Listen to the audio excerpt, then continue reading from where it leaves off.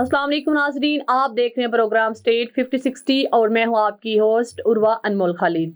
नाज़रीन, मौजूदा सियासी हालात बहुत गंभीर होते जा रहे हैं। इमरान खान की हुकूमत का अंदाज अवाम को बिल्कुल अजीब लगता है और इधर पीडीएम आए दिन मुश्किलात में गिरती जा रही है। इस पर बात करेंगे। हमारे साथ स्टूडियो में मौजूद है सीनियर तजज़ियाकार मोहम्मद काशिफ साहब, जो कि नेशनल इंटरनेशनल सियासत पर एक गहरी नजर रखते हैं। अस्सलाम वालेकुम काशिफ साहब। वालेकुम अस्सलाम। जी काशिफ साहब, सबसे पहले आपका बहुत शुक्रिया, आपको प्रोग्राम में खुशामदीद कहती हूँ। आपने अपने कीमती टाइम में से हमारे लिए टाइम निकाला। अनमोल, आपका भी शुक्रिया कि आपने मुझे प्रोग्राम में बुलाया। जी काशिफ साहब, 26 मार्च को मरियम नवाज की नैब में पेशी थी जो मुलतवी हुई, इसकी क्या वजह नजर आ रही है आपको? इसके हवाले से आप क्या कहना चाहेंगे कि उसकी जो नैब में पेशी थी वो मुलतवी क्यों हुई? अनमोल, असल में बात यह है कि मौजूदा सियासी जो हालात हैं ना, वो तशद्दुद की तरफ जा रहे हैं।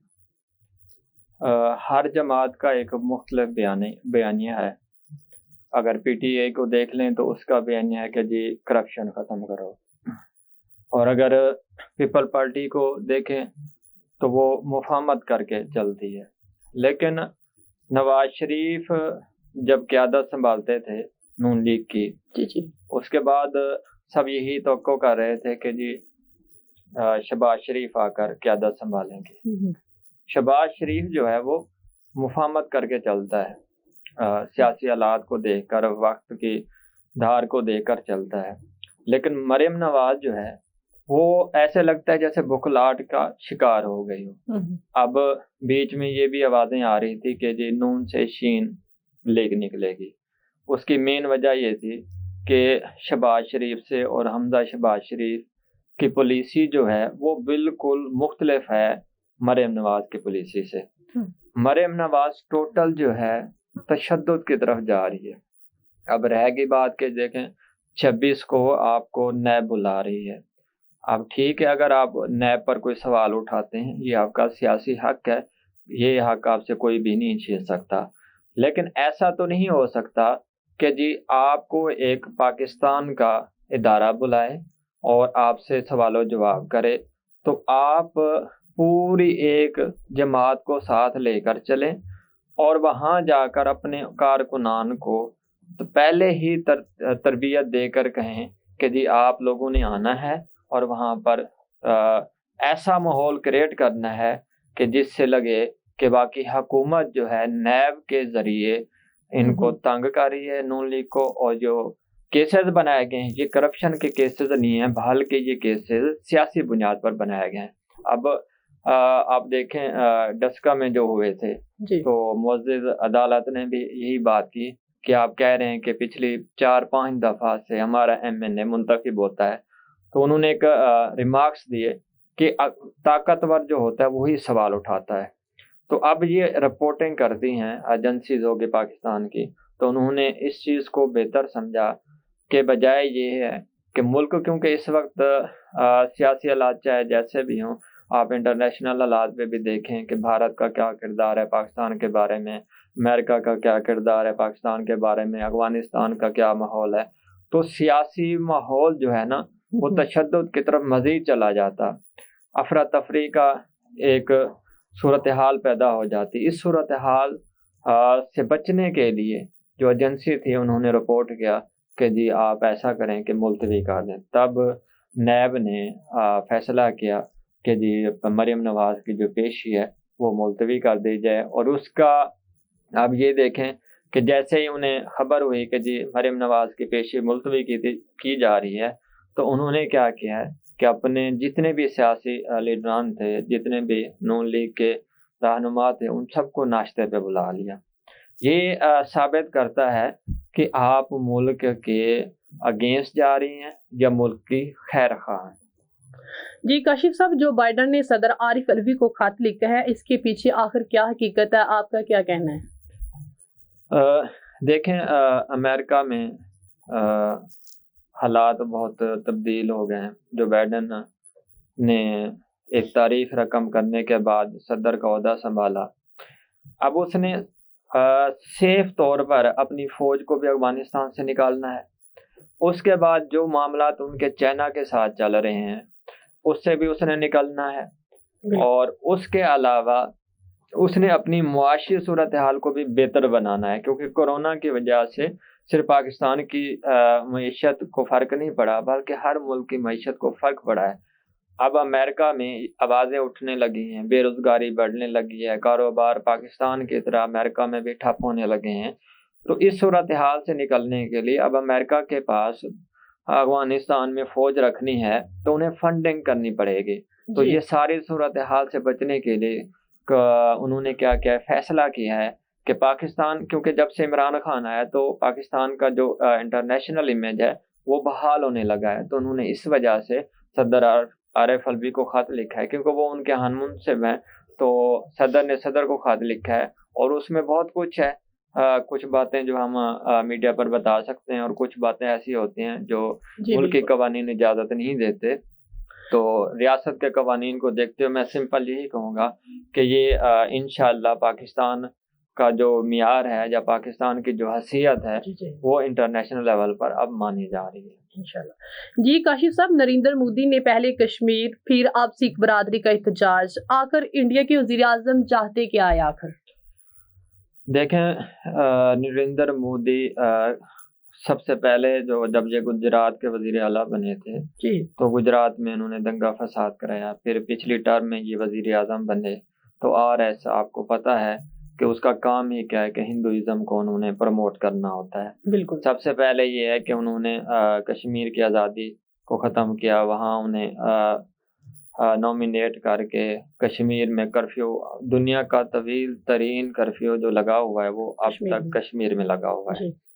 پھر انہیں پتا تھا کہ پاکستان نے ایسا کیا، جب عمران خان کی حکومت آئی تو انہوں نے سب سے پہلا جو کام کیا وہ کرتارپور کا کیا۔ کرتارپور میں سکھ برادری کا جو ہے بہت بڑا ریلیجیس لحاظ سے کرتارپور سے تعلق ہے، اور اس بنا پر عمران خان نے جو سکھ برادری ہے ان کے دل جیت لیے۔ اب انہیں یہ لگتا تھا کیونکہ آواز چاہے وہ ہمارے کرتارپور کے لوگ ہوں، ننکانہ صاحب کے لوگ ہوں، تو وہ یہ کہتے ہیں کہ صرف جو ہے نا ہمارے درمیان ایک لائن ہے جسے ہم بارڈر لائن کہتے ہیں، باقی ہمارے دل جو دھڑکتے ہیں وہ اوپر والے پنجاب اور نیچے والے پنجاب دونوں میں ہمارے دل برابر کے دھڑکتے ہیں۔ تو کہیں انہیں یہ خدشہ تھا کہ کہیں جو ہے نا یہ ہمارے پنجاب کی، انڈیا کے پنجاب کی سرزمین پاکستان کے لیے استعمال نہ ہو جائے۔ اس بنیاد پر انہوں نے ایسی زراعت کی پالیسی بنائی جس کی بنا پر سکھ برادری آج کھڑی ہو گئی۔ اب تو کشمیر کے بعد اور اس کے آگے جو عمران خان کا جو 126 دن کا دھرنا ہے، احتجاج ہے، وہ بھی ختم ہوتا جا رہا ہے، اور سنا ہی ہے کہ آنے والے دنوں میں سکھ برادری جو ہے نا انڈیا کو بند کرنے کی دھمکی دے رہی ہے۔ معاملات ایسے ہونے چاہیے کہ آپ کو ہر برادری کو، جیسے پاکستان میں اگر آپ دیکھ لیں تو یہاں پر سکھ برادری کو بھی سہولتیں حاصل ہیں، انہیں بھی مذہبی آزادی ہے، ہندوؤں کو بھی مذہبی آزادی حاصل ہے، حتیٰ کہ ہر فرقہ کو یہاں پر مذہبی آزادی حاصل ہے کہ وہ پاکستانی قوانین پر عمل کرتے ہوئے یہاں پر اپنی مذہبی رسومات کو ادا کر سکتے ہیں۔ لیکن ہندوستان میں ایسا ہوتا جا رہا ہے کہ صرف جو ہے نا ہندوازم کو پروموٹ کیا جا رہا ہے، باقی جتنے بھی وہاں پر دوسرے مسالک رہتے ہیں ان کو تنگ ہی کیا جا رہا ہے۔ یہ ان کے لیے اچھا نہیں ہوگا۔ اچھا اس لیے نہیں ہوگا کہ دیکھیں ابھی چائنا جو ہے وہ اس نے انڈیا کے ساتھ کیا کیا، یہ ساری چیزیں، اور پاکستان نے 27 فروری کو کیا کیا، یہ اپنے آپ کو اندر سے کمزور کر رہے ہیں۔ یہ سمجھتے تو یہ ہیں کہ جی ہم اندر سے اپنے آپ کو مضبوط کر رہے ہیں، یہ اندر سے اپنے آپ کو کھوکھلا کر رہے ہیں۔ جی ناظرین، یہاں پر میں چھوٹی سی بریک لے رہی ہوں، بریک کے بعد انشاءاللہ مزید کاشف صاحب سے معلومات حاصل کریں گے، آپ ہمارے ساتھ ہی رہیے گا۔ چلو بہت کام باقی ہے۔ اف یہ گرمی، یہ مجھے ہی کرنا پڑے گا۔ اب پرفیکٹ ہے، مائی چیک 1 2 3 پرفیکٹ ہے۔ پرفیکٹ تو آپ ہیں، دھوپ گرمی پسینے میں بھی اتنی فریش کیسے؟ پرفیکٹ فریشنس ود نیا سنسلک ریفریش۔ اس کی فریگرنس برسٹ ٹیکنالوجی دے منٹ اور انجیر کی خوشبو ہر بار بس چھونے پہ مہکتی فریشنس اب 48 آورز تک۔ نیا Sunsilk natural recharge. Welcome back ناظرین۔ جی کاشف صاحب، آپ کو کیا لگتا ہے چائنا اور امریکہ کے تعلقات بہتر ہو جائیں گے؟ انٹرنیشنلی اگر ہم اس معاملات کو دیکھیں تو یہ معاملات ان کے بگڑنے ہوئے تھے کووڈ-19 کی وجہ سے. امریکہ میں جب صدر تھے ٹرمپ تو انہوں نے کہا تھا کہ یہ جو وائرس آیا ہے یہ وائرس چائنا کی وجہ سے آیا ہے. اور دوسرا یہ بھی ہے کہ چائنا جو ہے وہ صنعتی لحاظ سے اور کاروباری لحاظ سے یہ ترقی کر رہا ہے. کووڈ دیکھ لیں ہمارے پاکستان کا، ایسے وہ اپنے کاروبار کو وسیع بھی کر رہا ہے. اور اس کے علاوہ چائنا جو ہے نا ٹیکنالوجی میں بھی اپنا نام پیدا کر رہا ہے. اور امریکہ کو یہ لگتا تھا کہ چائنا جو ہے وہ سپر پاور بن جائے گا. حالانکہ آنے والے دنوں میں تاریخ دان بھی بتا گئے ہیں اور آنے والے وقت کے بارے میں جو بتاتے ہیں وہ یہی کہتے ہیں کہ جی پاکستان، ترکی اور چائنا جو ہے یہ دنیا میں ابھر کر سامنے آئیں گے. اور ان کا جو ساتھ دے گا وہ روس دے گا. اگر ہم اب کیبنٹ کو ایک بنتا ہوا دیکھیں تو ہمیں صاف نظر آتا ہے کہ جی افغانستان، روس، اس کے علاوہ چائنا ہو گیا، ترکی ہو گیا، ملیشیا ہو گیا، پاکستان ہو گیا، یہ 6-7 ممالک اپنا ایک علیحدہ جو ہے نا کیبنٹ بنانا شروع ہو گئے ہیں. اور آنے والے وقتوں میں مجھے ایسا لگتا ہے کہ جیسے حالیہ میٹنگ میں دیکھیں تو چائنا کے جو سفارتکار تھے، چائنا کے جو نمائندے تھے، انہوں نے بڑی ہی ایسی باتیں کی ہیں جو امریکہ کے نمائندوں کے لیے، سیاسی رہنماؤں کے لیے پسند نہیں آ سکتی تھیں. ان کے لیے ایسا سمجھیں کہ وہ ایسے سر درد کی گولی بنی کہ انہوں نے جو میٹنگ ہے وہ ملتوی کر دی اور اس کے بعد کہا کہ جو معاملات ہوں نیکسٹ میٹنگ میں اٹھائے جائیں گے. مجھے نہیں لگتا کہ آنے والے دنوں میں ایسا ہو کہ ان کے معاملات بہتر ہوں. یہ بہتری کی طرف نہیں جائیں گے بلکہ یہ مزید پیچیدگی ان میں. جی آپ یہ بتائیں کہ افغانستان میں امن آخر کب ہوگا، کیونکہ پاکستان پر اس کا بہت گہرا اثر پڑتا ہے. دیکھیں ہمارے الحمدللہ آج آپ نے دیکھا کہ جس بات میں 17 سال کے بعد ایئرپورٹ کا دوبارہ اسے بحال کیا گیا ہے. یہ ہماری آرمی کی اور ہمارے پاک فوج کی بہت بڑی کاوش ہے. جتنے بھی پاکستان میں دھماکے ہوتے رہے، خود کش حملے ہوتے رہے، ان کے جو تانے بانے ہیں وہ افغانستان سے یا انڈیا سے جا ملتے تھے. اور انڈیا جو ہے معاشی طور پر بھی افغانستان کو سپورٹ کرتا رہا ہے. لیکن پاکستان کی تاریخ ہی نہیں بلکہ اسلامی تاریخ میں اگر آپ دیکھیں تو افغانستان اور پاکستان کے تعلقات جو رہے ہیں وہ گہرے رہے ہیں. اب آنے والے دنوں میں آپ دیکھیں ابھی جو ان کی روس اور افغانستان اور اس کے ساتھ اسرائیل اور اس کے بعد امریکہ کے جو مذاکرات ہو رہے تھے تو اس میں جو صدر ہیں انہیں افغانستان کے موجودہ صدر حامد کرزئی کو کہا گیا ہے کہ آپ 6 ماہ میں صدارتی الیکشن کرائیں اور اس میں جو ہے وہ طالبان بھی حصہ لیں گے. تو پاکستان پر واقعی اس کا گہرا اثر پڑتا ہے. افغانستان ویسے بھی کہا جاتا ہے کہ جی ہمسایوں میں کے ارد گرد کیا ہوگا، امن ہوگا، یعنی ہمسائے کے گھر امن ہوگا تو آپ بھی پرسکون رہیں گے. افغانستان ہو گیا، اس کے بعد ایران ہو گیا، چائنا ہو گیا، یہ ہمارے وہ بارڈر ہیں جو محفوظ ہیں. ایک طرف ہے کہ انڈیا ہے، اب انڈیا کی طرف سے بھی مذاکرات کہا گیا ہے کہ ہم 2003 والی لائن پہ واپس آتے ہیں جہاں سے ہم شروع ہوئے تھے. تو اگر یہ جنوبی ایشیا کے جتنے ممالک ہیں یہ جنگ بندی ختم کر کے صرف اور صرف معاشی صورتحال پر توجہ دیں تو انشاءاللہ ہر ملک کی جو عوام ہے وہ سکون میں رہے گی اور یہ معاشی بے روزگاری جو ہے وہ بھی ختم ہو جائے گی. اچھا کاشف صاحب یہ بتائیں کہ پنجاب میں کیا تبدیلی آئے گی، آپ کا کیا خیال ہے؟ دیکھیں ہمارے ہاں بہت ہی بڑا عجیب سا رواج ہے کہ جو بندہ حکومت کر رہا ہو تو ہم یہ سمجھتے ہیں کہ اسے حکومت سے ہٹا دینا چاہیے. اور دوسرا یہ ہے کہ ہم فیوریٹزم کی طرف چلے جاتے ہیں. ہمیں یہ دیکھنا چاہیے کہ ضروری نہیں ہے کہ ایک بندے کو ہم نے وزیر اعلیٰ بنا دیا، چاہے وہ سندھ کا ہو، چاہے وہ کے پی کا ہو، چاہے بلوچستان کا ہو، چاہے پنجاب کا ہو، کہ جی ضروری نہیں ہے کہ اسی بندے نے. ہم نے یہ دیکھنا ہوتا ہے پرفارمنس. اگر ایک ملازم پرفارمنس نہیں دکھاتا، اگر ایک ورکر آپ کو پرفارمنس نہیں دکھاتا تو آپ اسے تبدیل کر دیتے ہیں. ایک پی ٹی آئی کا جو ورکر ہے، جو پی ٹی آئی کا جو سپورٹر ہے، وہ بھی یہ چاہتا ہے کہ پنجاب میں ترقیاتی کام ہو. اور ترقیاتی کام کم از کم مجھے 30 ماہ 31 ماہ ہو گیا، میں نے تو نہیں دیکھا کہ جی وزیر اعلیٰ पंजाब उस्मान बुज़दार जो है कोई तरक्याती काम ख़ास तौर पर करा सके हों, या उनका जो ब्यूरोक्रेसी पर जो है ना हाथ मजबूत हो। इमरान खान की तरफ देखें तो मुझे नहीं लगता कि जी वो उस्मान बुज़दार को हटा दें, क्योंकि उन्हें एक कमज़ोर वज़ीर आला चाहिए जो उसकी बात को माने। अगर इसके अलावा कोई वज़ीर आला ले आएगा तो साफ ज़ाहिर है उसने अपनी मनमानी करनी है। तो मुझे नहीं लगता कि पंजाब में तब्दीली आ जाए।